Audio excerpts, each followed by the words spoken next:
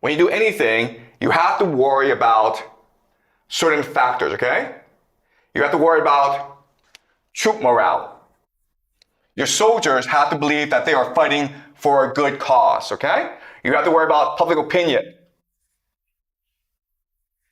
You have to make sure that the world is on your side. You have to worry about politics, political will. You have to make sure the people are unified, and you have to worry about enemy morale. You don't want to piss off your enemy so much that they go into an extreme, they jump the escalation ladder to extreme beyond your control. Okay, does that make sense? Okay, so as you can see, war is extremely complicated. It's not just about weaponry. It's not just about resources. It's ultimately about controlling the narrative, controlling the political landscape. Okay, marshaling the resources in a proper way that is strategically beneficial. All right?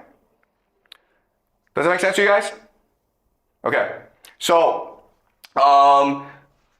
so we just answered two questions. Will the United States use ground troops? Yes, it will, because Iran, Saudi Arabia, and Israel will work together to force a ground invasion, even though the United States doesn't want to do so. But unfortunately, the United States doesn't have a clear, coherent strategy. It's passive. Therefore, it can be manipulated into sending a ground invasion, okay? And the second question is, will Israel and the United States use nuclear weapons?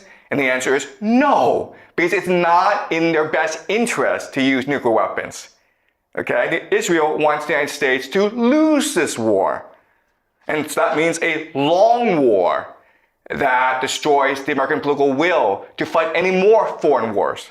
If America loses, Israel becomes the dominant power in the Middle East. Okay? And so the last question is the Al-Aqsa Mosque. And we'll answer that next class on Thursday. Any questions?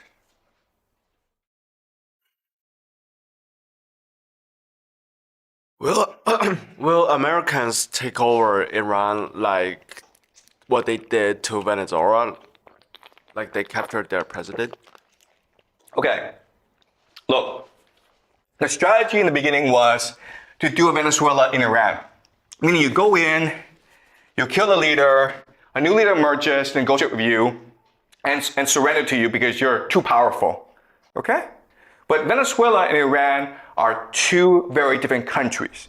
The Venezuelan elite is very pro-American, meaning that their wealth, their children, their family is stored in America. Therefore, the Venezuelan elite have a vested interest in negotiating a deal with America to protect their own interests.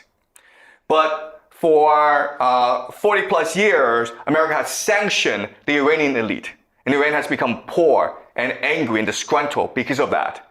Therefore, they lose nothing by fighting you, okay? So even though you've killed the supreme leader, and you've killed many of their leaders, in fact, the elite themselves are unified in opposing you.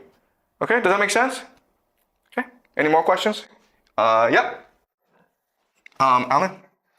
So, I in fact have a question about the motivation of U.S. to involve in this war. Like, as you said, that U.S. want to control all the oil, so like they must destroy Iran. But I think this is like a little bit confusing because I think U.S. know that this war is really highly risk and it can potentially even like destroy the whole systems.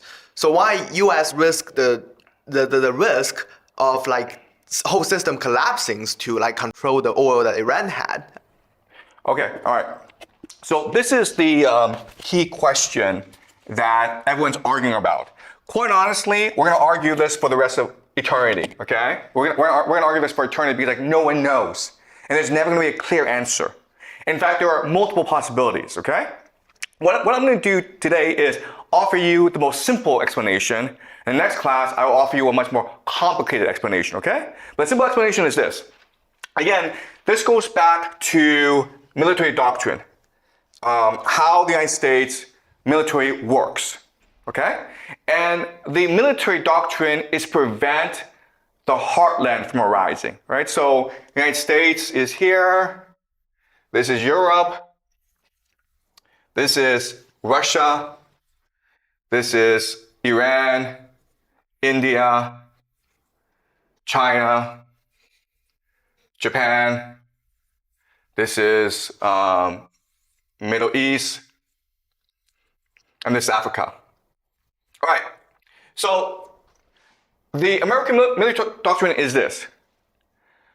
The greatest threat to American power is the heartland unifying. Okay? Why? Because if the heartland unifies, it can trade by itself through railways.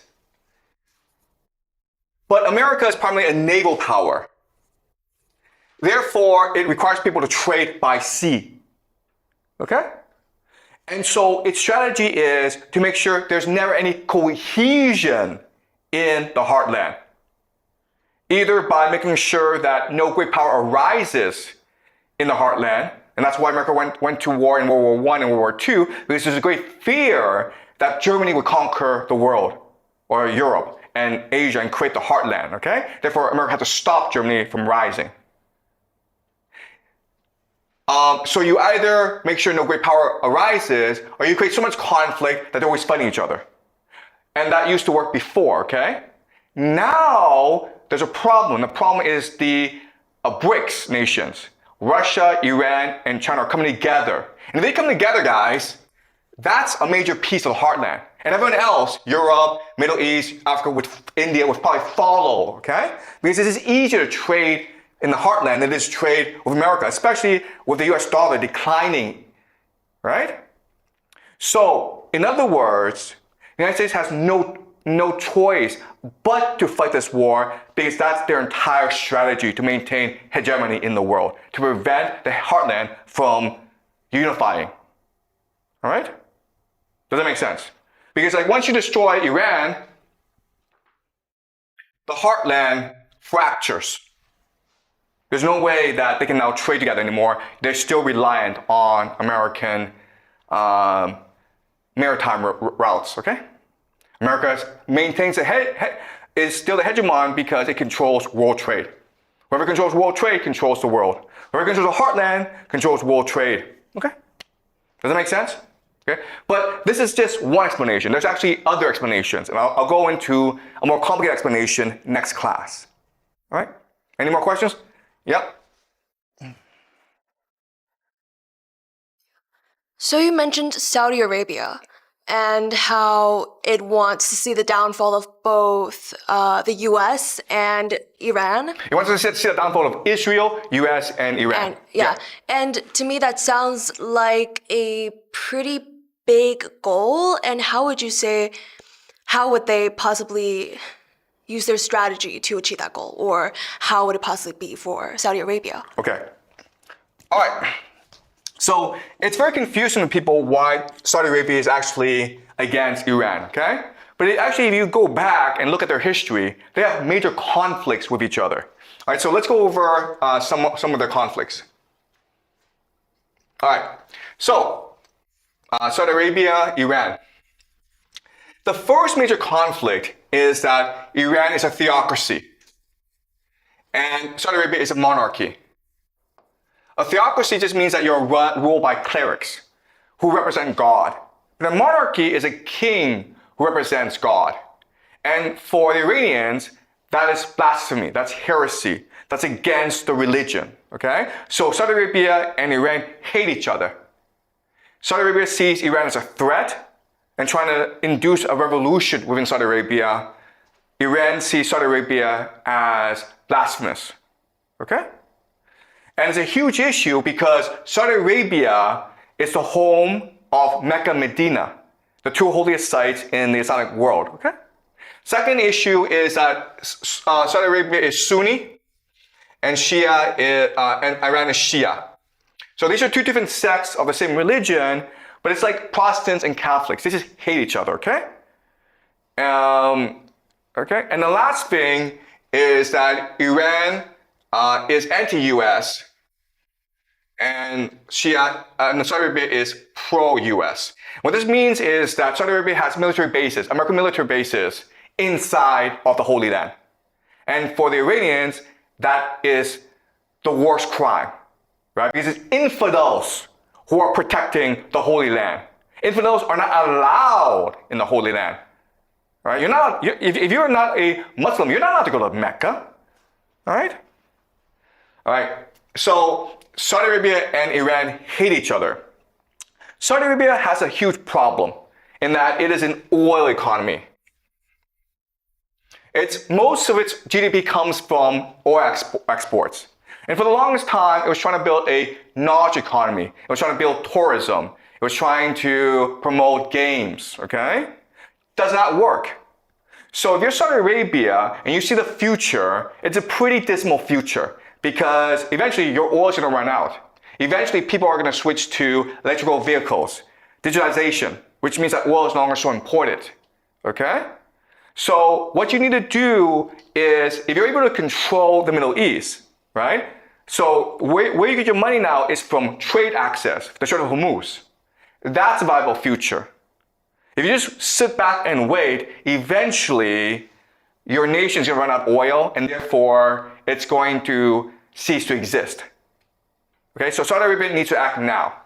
And the way that it wants to act is it wants to create a conflict between the United States, Israel, and Iran where they destroy each other. Once they destroy each other, Saudi Arabia can come up on top. Now, Israel cannot be destroyed because Israel has nuclear weapons. But the goal is to negotiate a peace with Israel after the war is over. Right? Does that make sense? To split the Middle East between Israel and Saudi Arabia. But will Israel agree to this deal? Probably not. But according to game theory, Saudi Arabia has no choice in this matter because it is so far behind everyone else. Okay? It can only hope that this chaos leads to new possibilities. Because given the structure of the game so far, it does not have a very good future. Okay? Does that make sense? All right, any more questions, guys? All right, okay, great questions. So please continue to follow the war, okay? So you have to follow the war and understand what's going on. And in this class, what I'm doing is I'm providing you the game theory analysis for you to understand what's happening and why it's happening and where this war is going, okay? Again, the three big predictions I make, and we'll know in the next year or two if these three things happen or not, is the United States will send in ground troops. It has no choice in the matter if it wants to win this war or continue this war. There will be no nuclear weapons being used. Again, I will apologize to the world if nuclear weapons are used, okay? The third is that the Al-Aqsa Mosque will be destroyed at some point. And it's something that I will talk about next class.